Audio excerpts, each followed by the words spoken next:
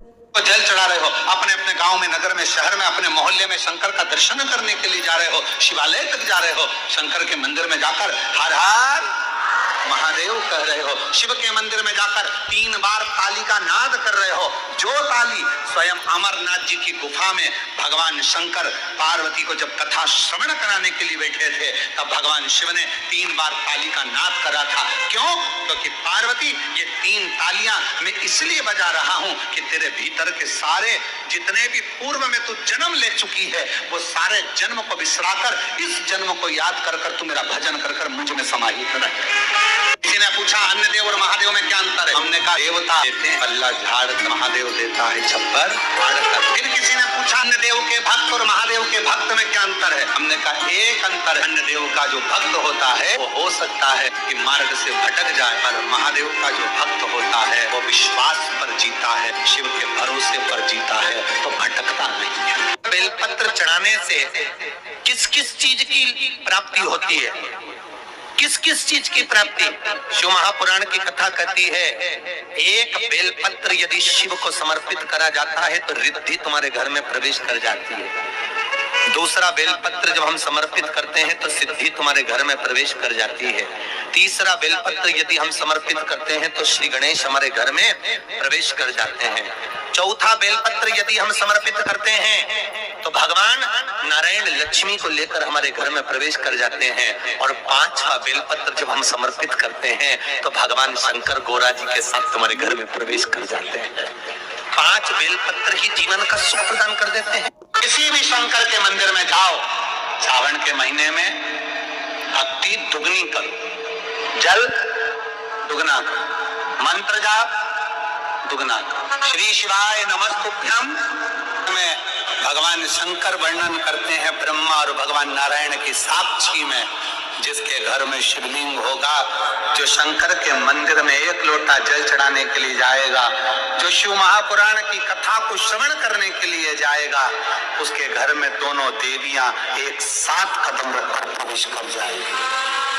सरस्वती का कदम पड़ेगा, बुद्धि आएगी, विवेक आएगा, और फिर लक्ष्मी का कदम पड़ा तो लक्ष्मी उसके घर में श्रेष्ठता के साथ निवास करे। लोग आप सोमवार का व्रत करते हैं कि नहीं करते वो पता नहीं, पर सावन के महीने में 4, 5 जो भी सोमवार पड़ जाएं, अगर आपने व्रत कर लिया, व्रत को धारण कर लिया, या शिवालय के जाकर भगवान शंकर की आराधना कर ली, तो पूरे वर्ष के सोमवार का फल सावन के महीने के 5 या 4 सोमवार में प्राप्त।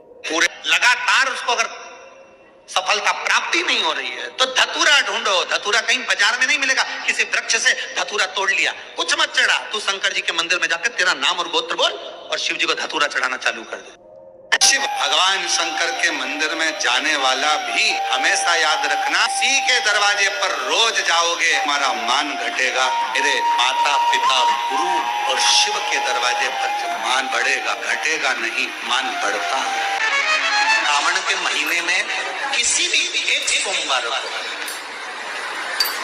अगर व्यापार नहीं चल रहा है, नौकरी नहीं मिल रही है, तो कोई तकलीफ आ रही है, तो कोई कष्ट आ रहा है, कोई रोग बढ़ रहा है, डॉक्टर से ऐसा लग रहा है कि ये बड़ी बीमारी बताने वाला है, शरीर में कोई गांठ पड़ गई है और वो जांच के लिए गई है, तो बिल्कुल श्रावण के महीने में किसी भी एक सोमवार को गंगा जल लेकर जाइए शिव मंदिर में। शंकर जी के मंदिर में थोड़ा सा गंगा जल नंदी को समर्पित कर कर, थोड़ा अशोक सुंदरी को समर्पित कर कर, थोड़ा गणेश और कार्तिकेय को समर्पित कर कर, थोड़ा सा गंगा जल जया विषहारा शामरी बारी दौतली और देव को समर्पित कर कर, थोड़ा सा गंगा जल शिवलिंग को समर्पित कर दो। उस गंगा जल को वापिस झेल कर लेकर आओ, 3 दिन तक लगातार उस गंगा जल को पीना प्रारंभ करो। उसके बाद जांच के लिए आप कहीं पर भी जाइए, बाबा कृपा जरूर करेगा, ये निश्चित था।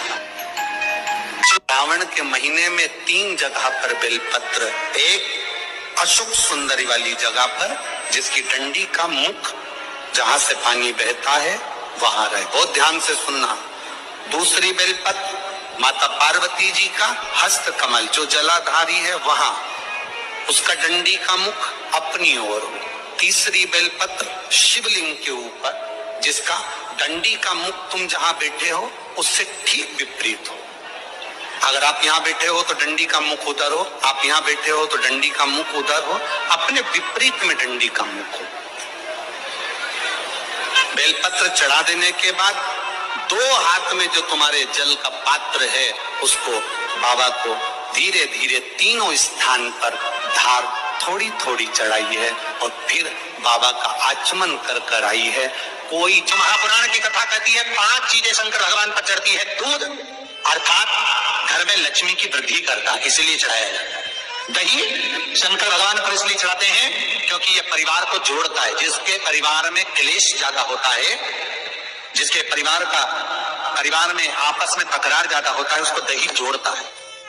शहद घर में चिड़चिड़ प्रवृत्ति को समाप्त करता है। घी रोग को समाप्त करता है।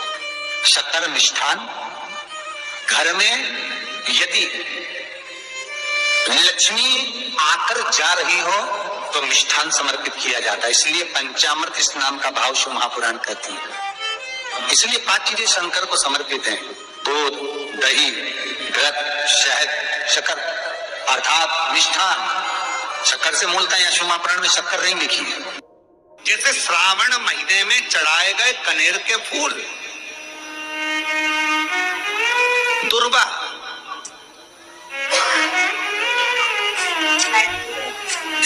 और हम सबसे कहेंगे, अब मान लो यदि कोई विशेष कोर्ट का केस चल रहा हो, कोई कोर्ट में कोई बातें चल रही हो, अदालत आदि में कोई कार्रवाई चल रही हो, कोई फाइल प्रशासनिक अधिकारियों के पास फंस गई हो और कुछ ना कुछ उसमें अपने को लगता है कि तकलीफ का प्रसंग है, तो हम कहेंगे शिव की आराधना करो, सत्यता पर जियो और साथ में 5 दुर्वा, 1 कनेर का फूल पीला, 1 पीला कनेर, 5 दुर्वा, 5 बेलपत्र लेकर शिव जी के मंदिर में जाकर शिवलिंग